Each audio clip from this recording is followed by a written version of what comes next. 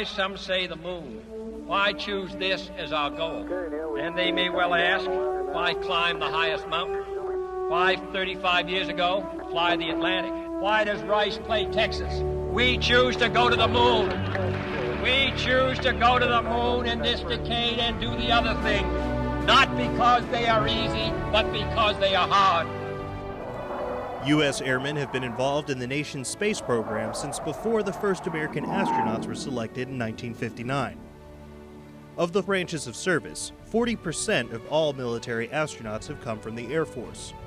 Beginning with the Manned in Space Soonest, or MISS project, the Air Force collaborated with the National Advisory Committee for Aeronautics, the organization that would later become NASA. The goal of the mission was to create an Air Force manned military space system development plan, which ultimately would achieve an early capability to land an astronaut on the moon and return safely to Earth. Budgetary issues led to the scrapping of the MISS mission in 1958. The newly formed NASA organization took the reins of sending a man to the moon and selected the first astronaut candidates in 1959 as part of Project Mercury. Mercury shared the same goals as MISS, in cooperation with various military and civilian agencies.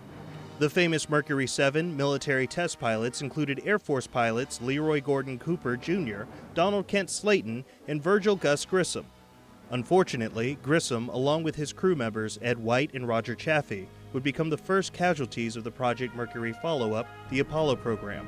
Apollo became NASA's focus as the 1960s space race intensified between the United States and Russia, with both trying to reach the moon first. Apollo missions 7 through 10 served as tests for the main goal of the program, getting to the moon. By Apollo 11, Air Force pilots Buzz Aldrin and Michael Collins accompanied Navy pilot Neil Armstrong on the voyage that saw the first step on the moon. That's one small step for man, one giant leap for mankind. Aldrin became the second man to touch the surface of the moon, 9 minutes after Armstrong first took a giant leap for mankind. 6 more Apollo missions launched from 1969 to 1972, ending with Apollo 17. After achieving success in landing on the moon, the Space Shuttle program was launched in 1977. Its official name, Space Transportation System, or STS, was taken from a 1969 plan for a system of reusable spacecraft, of which it was the only item funded for development.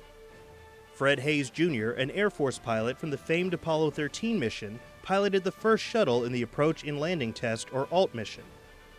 The long-running shuttle program would eventually roll into the mission for the International Space Station, a habitable artificial satellite in low orbit above the Earth. The ISS provides a platform to conduct scientific research and has seen some of the world's brightest minds on board, including airmen like Colonel Jack Fisher, who logged 136 days in space with 2 spacewalks.